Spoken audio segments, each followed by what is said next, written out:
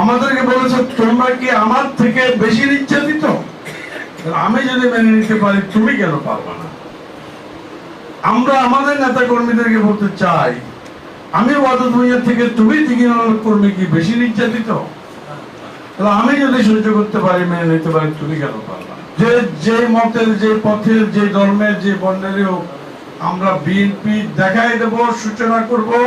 মারামারি নয়, ঝগড়া নয়, প্রতিশোধ নয়, মানুষের মঙ্গল জয়ের কাজ করে মিলেমিশে থাকার চর্চা আমাদেরকে শুরু করতে হবে।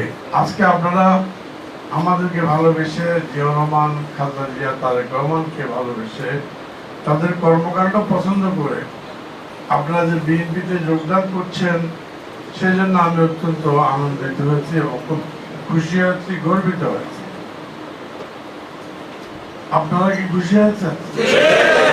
গত 15 বছরের অত্যাচার, নির্যাতন, ভয়, ভীতি, সম্পদ লুণ্ঠন, জমি জায়গা দখল, হাট বাজার, দোকানপাট দখল, ব্যবসা বাণিজ্য দখল ইত্যাদির ভয়ে অনেকেই তাদের সাথে হয়তো হাত মিলিয়ে চলেছেন।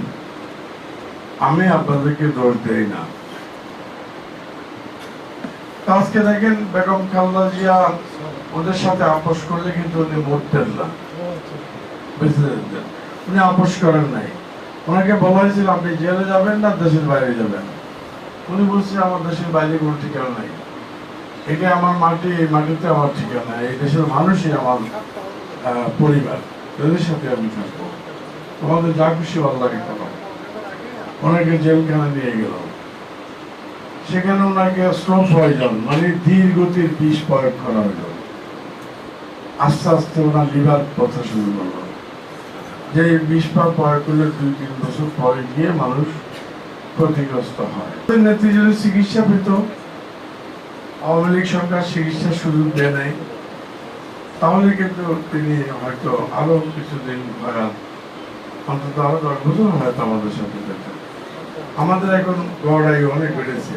নেত্রী এমন একটা পর্যায়ে গেছেন যখন সারা বাংলাদেশের নেত্রী হয়েছেন, বিএনপি নেত্রী নয় শুধু, সারা বাংলাদেশের মুরব্বী হয়েছেন, সারা বাংলাদেশের গার্ডিয়ান হয়েছেন, অভিভাবক হয়েছেন। যখন একটা সমস্যা দেখা দিলে বেগম খালেদা জিয়া যদি ঘরের থেকে বসে যদি নির্দেশ দেয়, সেই সব সমস্যার সমাধান হয়ে যাওয়ার মতো পরিস্থিতি হয়েছে। তিনি 3টে আসনে প্রার্থী হয়েছিল, সকল দল বলেছে আমরা বেগম জিয়ার আসনে আমাদের কোনো প্রার্থী দেব না। তাহলে কি দাঁড়ালো? ওনাকে সবাই সম্মানের জায়গায় নিয়ে গেছে। সেই মুহূর্তে কিন্তু হাসিনার ষড়যন্ত্রের ফসল হিসাবে তিনি মারা গেলেন। এগুলাকে এখন আমাদের লোকেরা ভুলে যেতে হবে, আপনাদেরকে ভুলে যেতে হবে।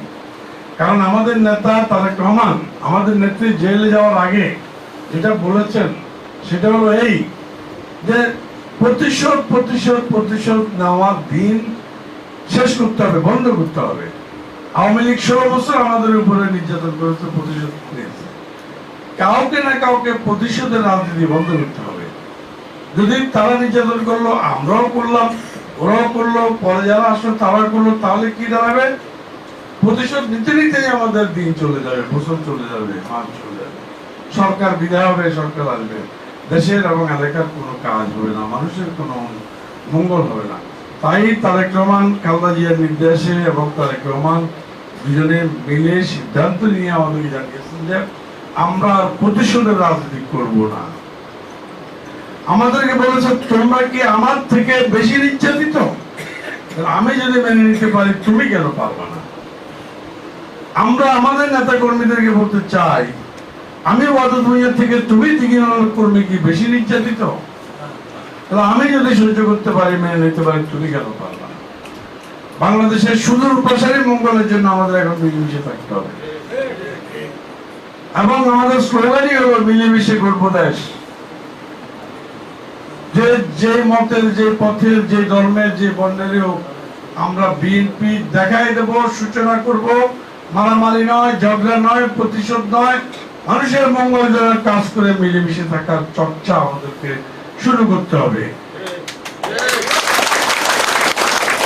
যেটা খালেদা জিয়া নির্দেশ দিয়েছে, তারেক রহমান শিখিয়েছে।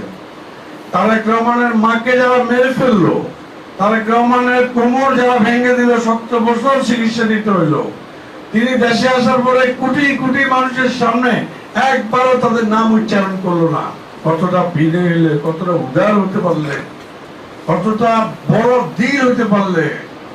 একবার বললো না আমার মাকে কারা মেরে ফেলতেছে, দেখছেন আপনারা। একবার বললো না আমি কেন 17 বছর আসতে পারলাম না, তাদের বিচার আপনাদের হাতে দিলাম। মায়ের জানাজাতে সারা বাংলাদেশের জানাজা হয়েছে, সারা ঢাকা শহর জানাজা শহর হয়েছে। তারেক রহমান 57 সেকেন্ড বক্তব্য, একটা কথা বলে নেই আজকে আমার মায়ের মৃত্যুর পিছনে অনেক দায়ী, এটাও বলে নেই। এই কথাগুলো দিয়ে আমাদের কাছে কি এটা মেসেজ না, এটা শিক্ষা।